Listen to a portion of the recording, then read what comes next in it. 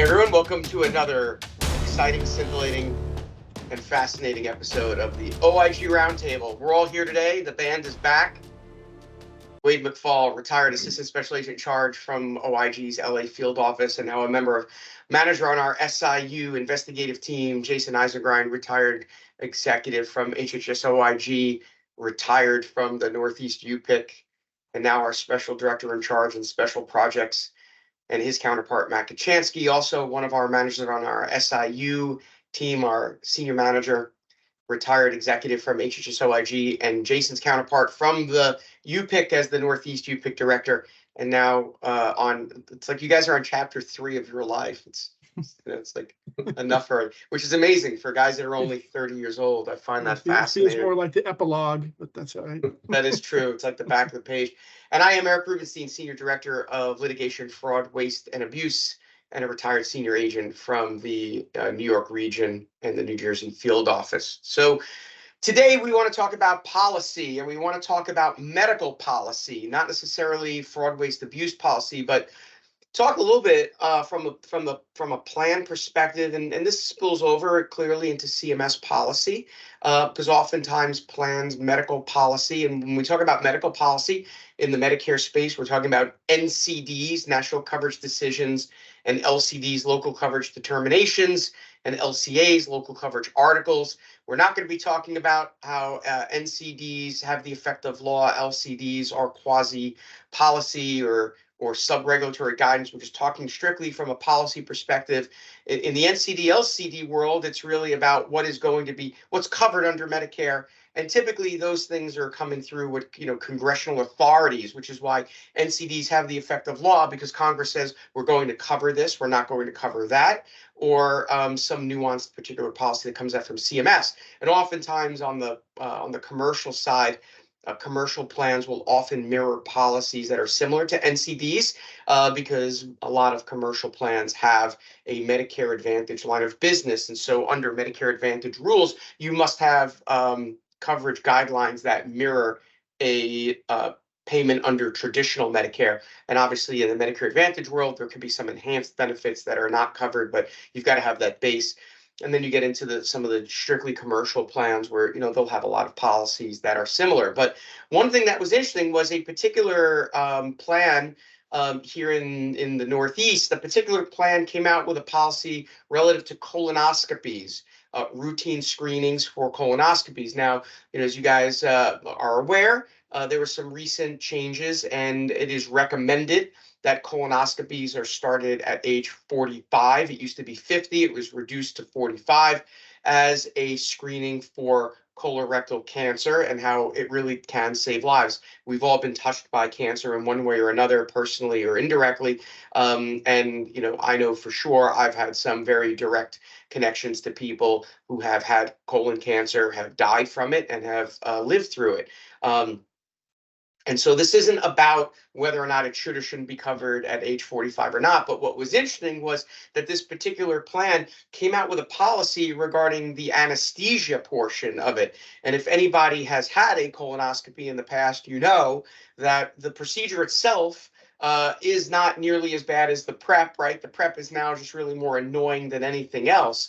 But, obviously going in and having it done, there's a level of anesthesia that people are given. Some people are put under general anesthesia. Some people are given twilight or what they call MAC, monitored anesthesia care. But this particular plan came out with a policy that said, unless the patient has some complicating factor that requires a higher level of anesthesia or a fear of surgery, that the plan was not going to routinely pay for a higher level of anesthesia, which to some extent is the individual medical decision-making of the healthcare provider and the patient.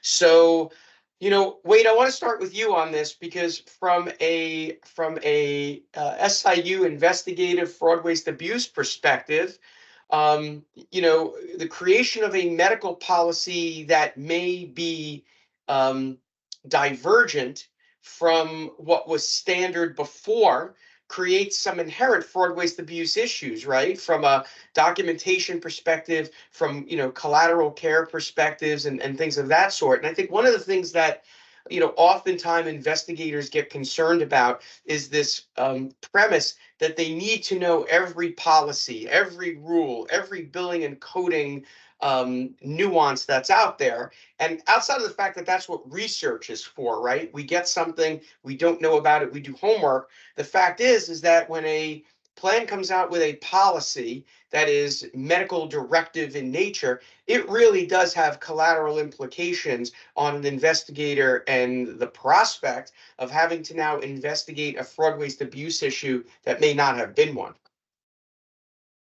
Yeah, well, we were talking before the call, and just the nature of that change alone, where people are uncomfortable with having this procedure, so if they're told, if the doctor is telling them, well, we can only give you this twilight anesthesiology or anesthesia unless you tell me you're afraid of surgery or afraid of the procedure, that's going to evoke, a large percentage of people saying, yeah, so now we're giving them another diagnosis so that they can get a more thorough anesthesia. So that's one change, but it's just a matter of, as you said, catching up to the updated regulation. It's like kind of a saying in the SIUs that once you get assigned a case, you have to become a subject matter expert in that specific instance, whatever the issue is, whatever the procedure is.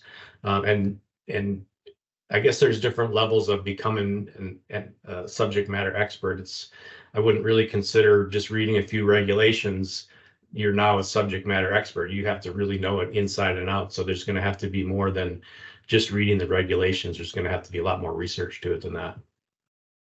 One of the things that came to mind when we were, looking at this and talking about this is people, theoretically, if a doctor wants to continue to give the patient the level of comfort and care that they have had previously, and the anxiety piece of this, right? Like fear of surgery equates in my mind to anxiety, which is a ICD-10. There's a diagnosis for anxiety. It also becomes, from the psychology piece under the DSM, it's a diagnosis. So now as if I'm a gastroenterologist and you come in for your colonoscopy and now I'm going to be giving you a diagnosis for anxiety, which triggers a whole host of other things that you may not have had. So, Matt, like, in the Medicare Advantage, in the HMO world, in the HCC world, we have now created artificially a diagnosis that a patient may not have previously had in their medical history, which creates all kinds of havoc for risk score adjustment, collateral mental health issues. Does, the person who goes in for a routine colonoscopy and the doctor gives them a diagnosis of fear of surgery or anxiety or what have you, now you've got this collateral issue. Maybe you go for a job where there's a medical release. And now, oh my God, this patient now has anxiety, and it's untreated anxiety, because the fact you have anxiety for surgery, it's a little bit like, white coat, right? High blood pressure. You go to the doctor and your blood pressure's through the roof, but normally it's very low. You've got these artificial diagnoses coming in, and then theoretically, is it an untreated diagnosis, right? And the collateral implications from a policy perspective have very broad-reaching perspectives in a lot of other ways. Yeah, the impact on the patient could be catastrophic. I mean, they go for a job that requires a top secret clearance. You have to get the medical clearance, and the employer is going to look at that and say, we can't hire this person because they're going to be under high stress with this job, and they're not going to be able to handle it. So we're going to discount this person. To say nothing of the fact of this policy may cause the patient, if they don't want that extra diagnosis on their history, and the physician is not willing to do it, they might put off that colonoscopy because they don't want to go through the discomfort, for a routine test. So they put it off, and who knows what the implications of that could be for their health. So there are untold problems associated, probably long term for many of these people that, weren't taken into consideration or weren't taken into enough consideration when the policy was put into place. And the other one being, if they do wait, maybe they do develop cancer or some other gastro issue that's going to be of higher cost, perhaps even fatal, that could have been caught early if they went through the colonoscopies when they needed to go through them. Right. And that's going to raise the cost for the insurance as well as, the impact on the patient's well-being. Right. So, the one thing that it also spurred in my mind, and Jaysen, I want to go to you for this, is this lack of potential integration of conversation between medical direction and payment integrity, right? So, I know, you're working right now very deeply with some SIUs on process improvement and coming up with standard operating procedures and the like. And the thing that kind of comes to mind is when there is a lack of coordination of communication between the payment integrity people with the medical director staff, medical direction comes out with this policy. Do they have a conversation or a lack of conversation, as the case may be, with payment integrity to understand what are the collateral implications of this? And I think it gets more to that broader conversation about how SIUs need to have the clinical subject matter experts like RN auditors and documentation auditors within that SIU to be able to have that cross-component, parts of the discussion. Yes. And, to me, when you're trying to operationalize the new rules from up above, I think you need to have an honest conversation, or I would say more like a very detailed conversation with those that have this concept in their mind. Because how do you prove that situation that someone has fear of surgery? First off, okay, I'd like to meet the person that doesn't have fear of surgery. It's probably a unique person that, is so stalwart in their emotion control that they don't go in with some sort of anxiety. And so what are the factors that need to be established to prove that? Like you mentioned before about LCDs, and those are the guidelines that are followed by medical review. And I would say that this also, again, I guess reinforces, let's say that there is a place to enforce that rule, is that there is a serious need for medical review, because establishing what the record shows that allowed the service to be covered is going to be key in making that that decision, and then that decision be held up through whatever due process is applied. So one thing that I'd be curious is I'd love to know when this Blue came out with this policy, this particular Blue plan, I'd be curious to know empirically what percentage of their covered lives were getting general anesthesia versus conscious sedation. And I think for anybody who's had a colonoscopy, generally speaking, you're getting propofol, right? Put you out for 10 or 15 minutes, you get colonoscopy, go. So there's going to be a percentage of people who obviously that wasn't the thing for, but it made me think as we're talking about this is if you've got that fear of surgery, if anybody's actually had surgery with general anesthesia, in many instances, before they even wheel you into the room, you get a little bit of relaxing medicine, right? A lot of times you're getting something, you'll get like Dilaudid, or you'll get Versed, I think is a pretty common one, which kind of, makes you a little loopy if you've ever had surgery. They give you that to kind of mellow you out. And then by the time you go into the operating room, I've had surgery. I think most people have had some sort of surgery where you get that and you're just in the happiest place you could possibly be. And so it makes me think, like, collaterally, if my diagnosis is going to be a fear of surgery or some other issue that requires me to get this general anesthesia, am I collaterally also getting these other medicines, right? And then if they're giving me the propofol because my doctor says, hey, I'm not giving you this general anesthesia, is the doctor going to then have an anesthesiologist give you the Versed or Dilaudid or whatever it may be that they're giving you to kind of mill you out? So there's going to be a bunch of things I think that fall, collaterally on this. The one thing that it gave me a little bit of a thought on it, and Jaysen, I want to go to you on this because this really does become policy and process improvement, is it made me think in terms of in the dermatology sense. You go to the doctor for a skin tag, and skin tags are not covered by insurance. It's a cosmetic removal. We're not talking about a cyst or something like that. And I know of instances where people would go, they get skin tags removed, and what the doctor does is the doctor sends it out for pathology to rule out that it was a melanoma or a cancer or a tumor or something like that. And I think of that in the same sense. A doctor playing defensive medicine or creating a justification in the documentation for something that may not have been there, and those collateral consequences. So, Jaysen, as we kind of wrap up, I want to go to you for this last thought is, how do you, when you're thinking about this from the payment integrity perspective, how do you get this buy-in, or how do you work to get buy-in from the medical directors team? Or, how do you get people in? I guess the question really is, how do you get these people in a room to understand that medical directives that come out have really strong implications from the fraud, waste, abuse perspective? How do you get people on one side of the table to sit in the room with people on the other side of the table?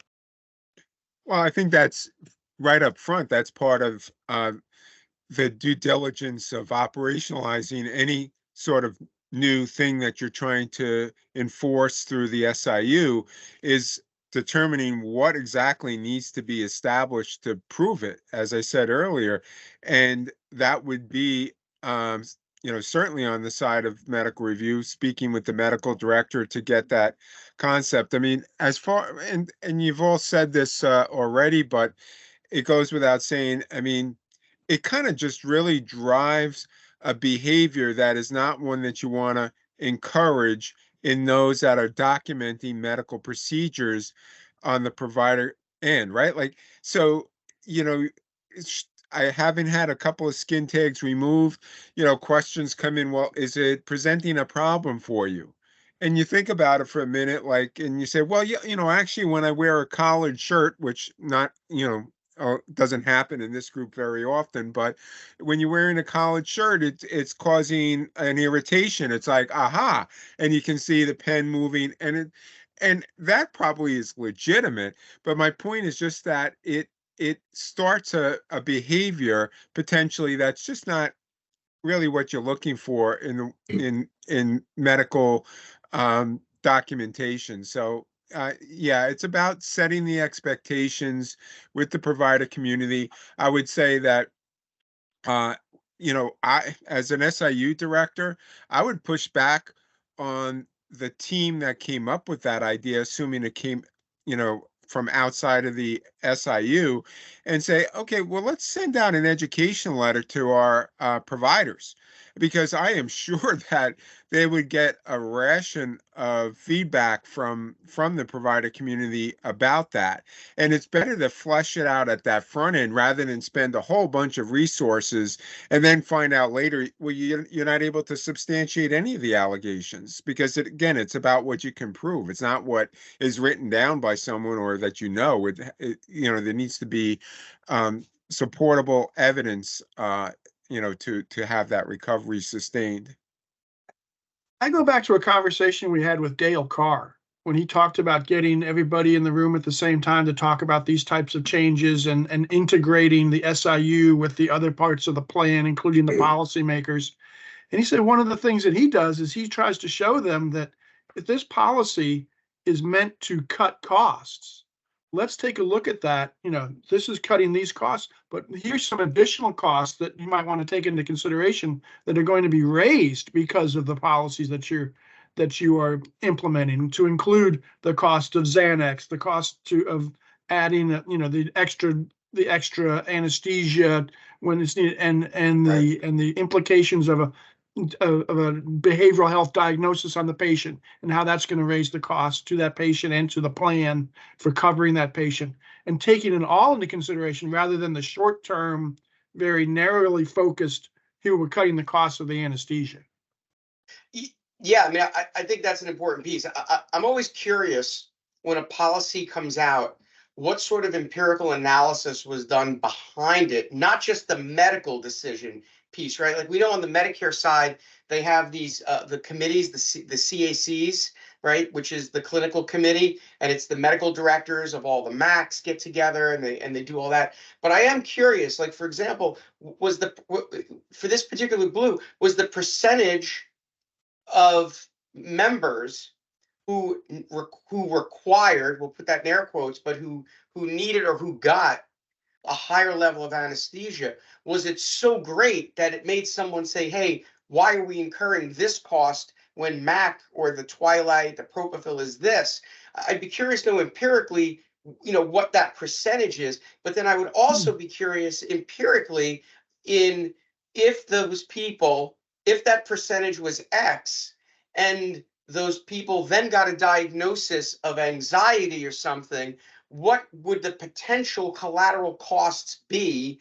Because now they have that additional diagnosis. So, what would how would that trigger from like, that's an actuarial study that somebody should be doing to determine if 10% of the population of if 10% of our membership required general anesthesia, and if that 10% continued with this additional diagnosis, what would be the potential costs incurred by the plan for those additional services? So yeah, it is interesting. I think we're going to see there's a lot of stuff going on right now on LinkedIn and social media about it. A lot of people are talking about it. It's raising a bit of a stink.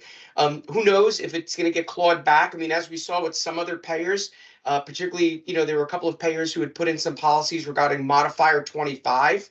And the fact that every single one of those claims were going to be audited and reviewed in hard copy and faxing in your documents and things. And I know we've talked about that previously, that those policies were clawed back as a result of some verbal backlash. So we'll keep an eye on this and see what happens. It's going to be interesting.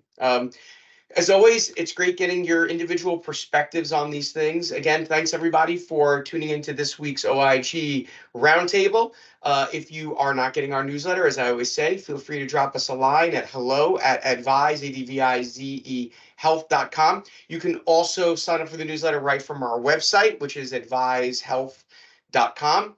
We've got a LinkedIn Live coming up. I believe it's next week. We're going to be talking about the 2024 E&M changes with our very own documentation expert, David Bolden. He'll be talking about the 2024 changes and the implications for providers on that. So we appreciate that. Our RN, or our nursing boot camp, started last night. We have a full house of people. That's a great thing. So we're in the middle of helping to train a whole bunch of clinical people in looking to make some career changes to become auditors. So if you are interested in any of our future iterations of that course, again, hello@advise, health.com. You can catch us on that. So as always, it's good seeing you guys. We'll see you on the next OIG Roundtable. Thank you all. Thank you.